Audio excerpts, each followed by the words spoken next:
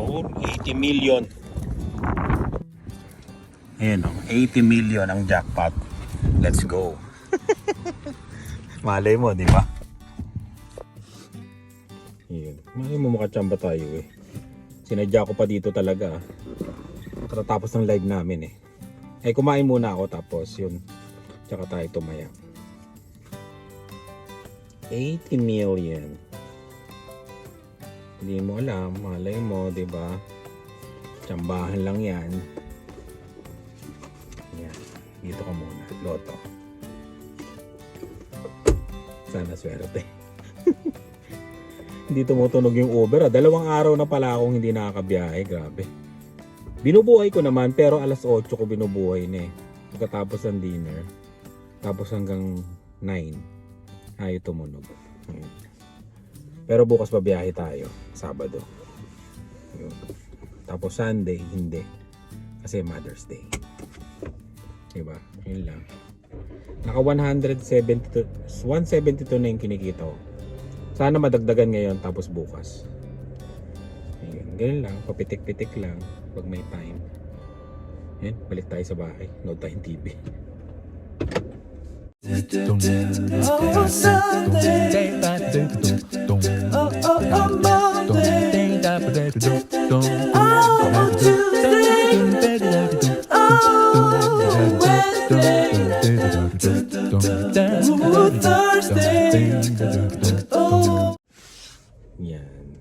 Dito na tayo sa bahay. Ang bilis, di ba? Parang 2 minutes lang yata.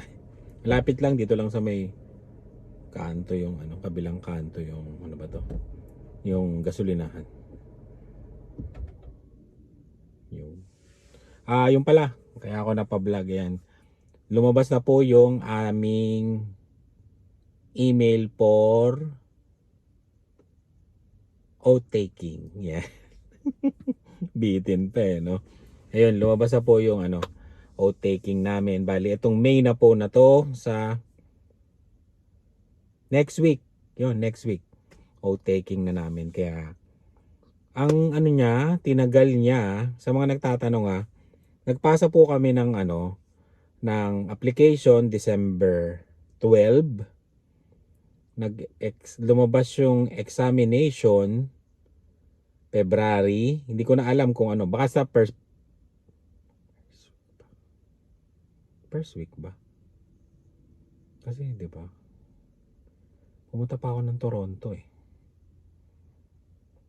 O March. March yata yun, March. Ay hindi, February tama, February. February lumabas yung sensya na. December, yun, sensya na naghahang ako doon. December, pinasa, February lumabas yung exam. Tapos yung confirmation ng oath-taking lumabas nung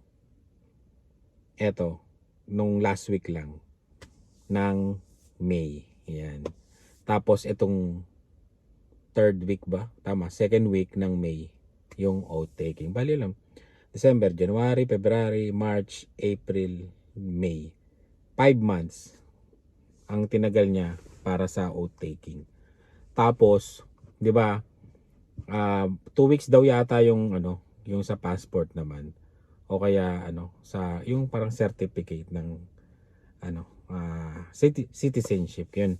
Kaya maraming salamat ulit Jeroline and Daryl. Sila yung nagbigay ng app kung saan kami magre-review. Bali ano 'yon, yung app na 'yon, doon may mga tanong doon kami nag-review. Yan. Kaya maraming salamat sa inyo. Ang laking tulong sa pagpasa namin sa citizenship exam. Yun. Yun nga lang may bayad ho yun pero kung gusto niyo walang bayad, pwede kayo mag-review sa YouTube. Tapos meron yung ano yung babasahin mo, yun meron yun. Pwede niyo hingiin yun. Parang Discover Canada, yun. Nandun din naman yung mga tanong doon. Pero doon kami nag-review doon sa may app. Depende sa inyo kung saan kayo hiyang, di ba? Na kung saan kayo hiyang para makapasa. Ayun. Kaya yun, oath-taking na natin at syempre iba-vlog namin yon. Tapos kailangan formal, bibili ako ng para may kwelyo. Na polo lang naman, polo. Ayan, kasi 'di ba kailangan formal.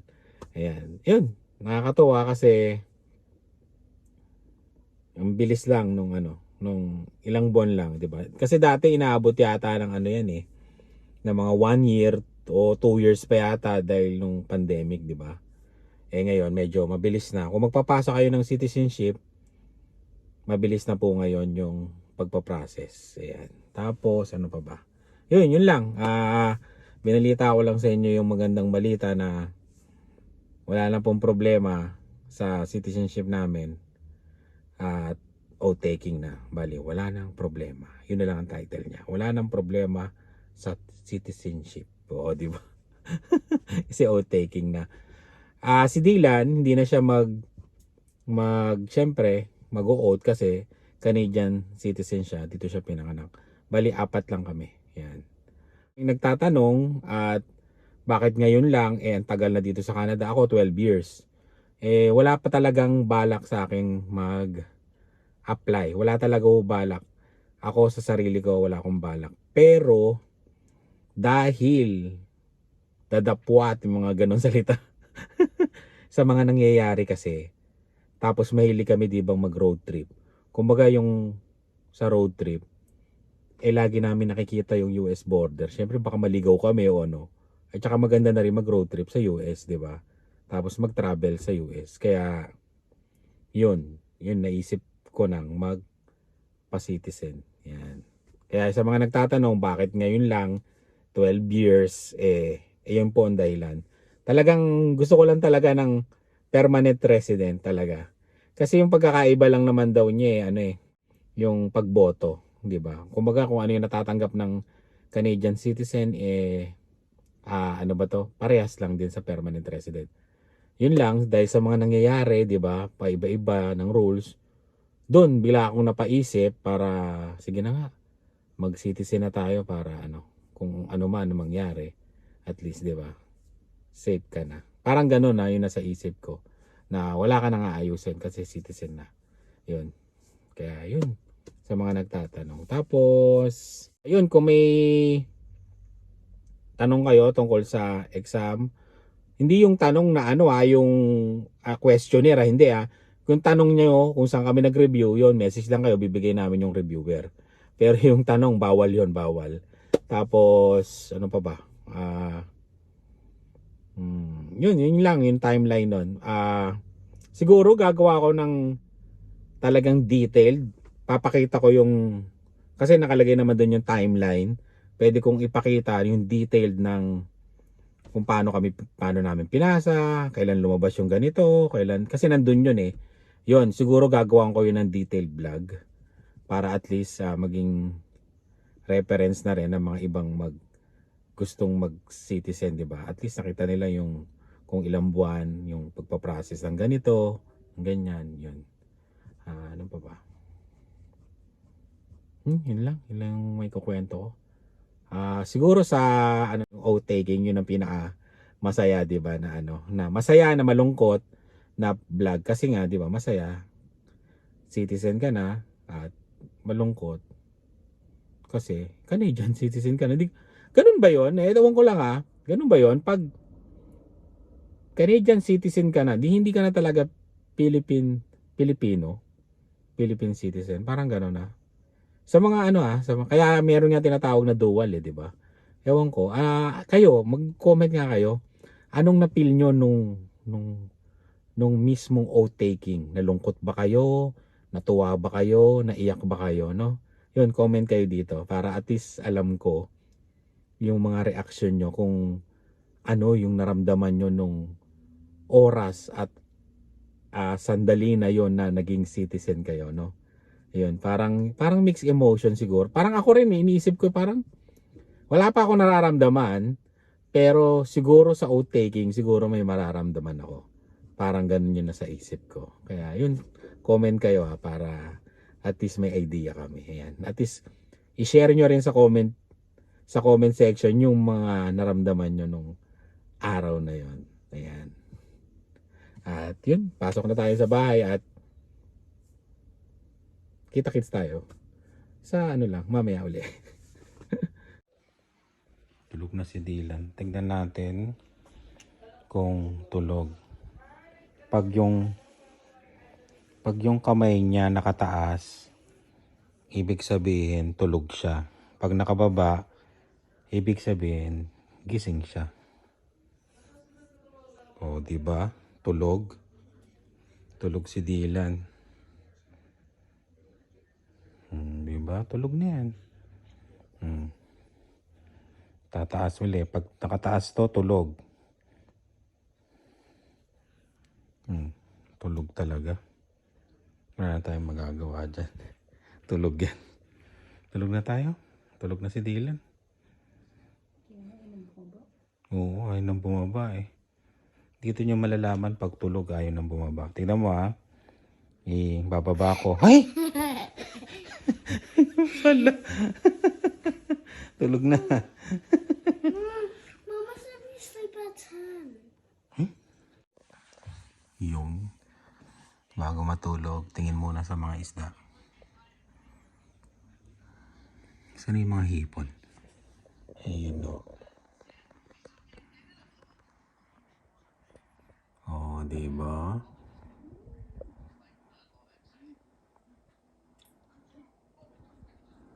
Lumabas na yung mga hipon. Meron pa dito eh. Yan. Yan o.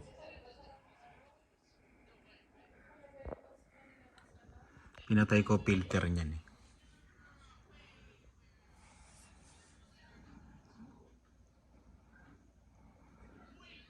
Lumabas na. Pamparelax bago matulog.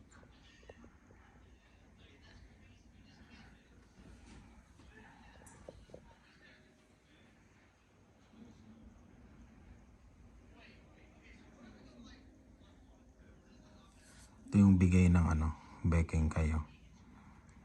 Maraming salamat. Yun yung mga yan. Yung dalawa na yan, tsaka yung pleko.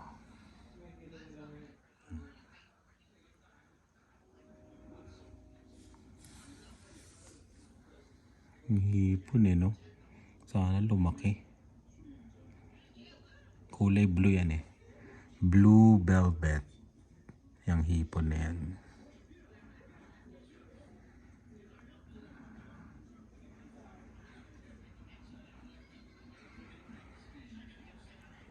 Diba?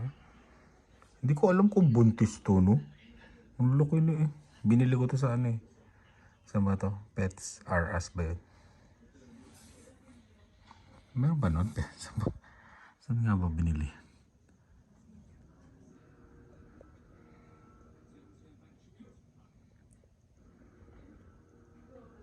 Ganyan yung style na ginawa ko kasi parang sa ilalim ng river, di ba madumi?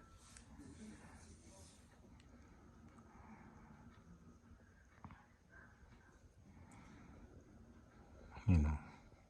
Meron kayong hipon dito sa taas. Ayun o nga, may hipon o yun o.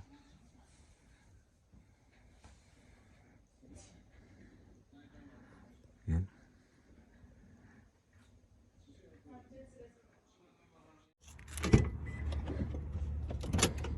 Okay ka na, Dave? Ihatid ko si Dave kasi may makikipag-party daw. Party? Saan yun? Planet Laser. Planet Laser. Tapos may swimming sila sa bahay. Mayaman, may pa-swimming. At night time though. Ano? At night time. Hanggang 9 daw.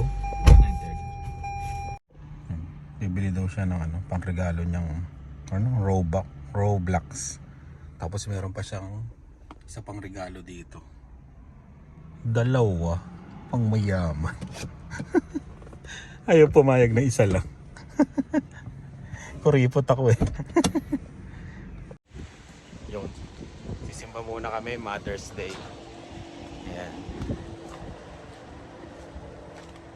Tapos bibili daw ng halaman sila.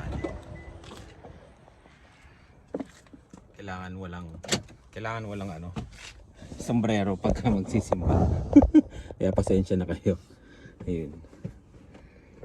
Ay nako.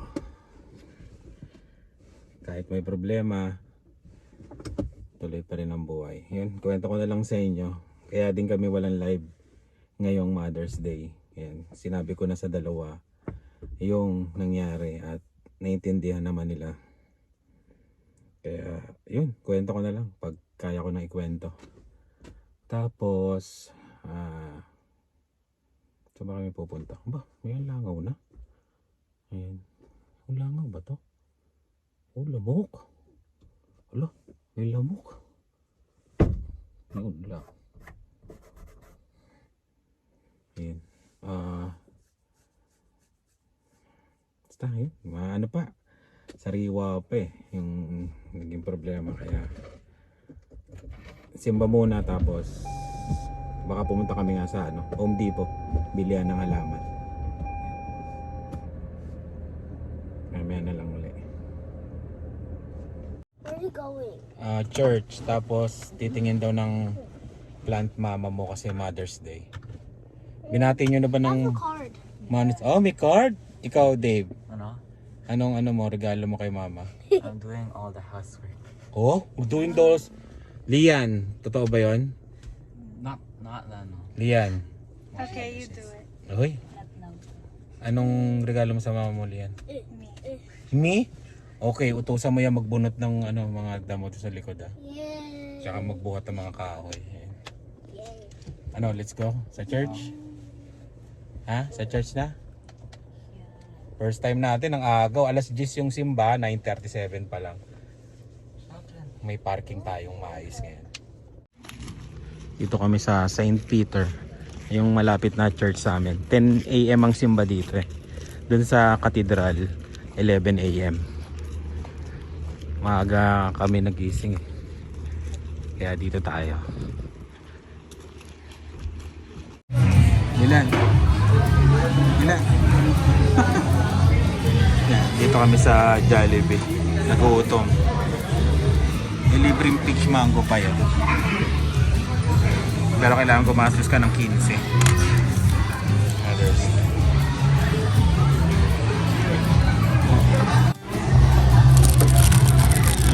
Dila na.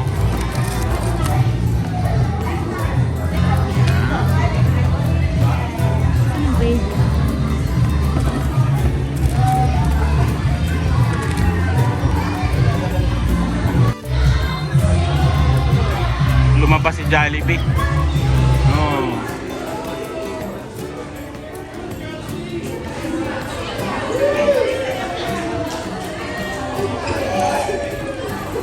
Lumabas.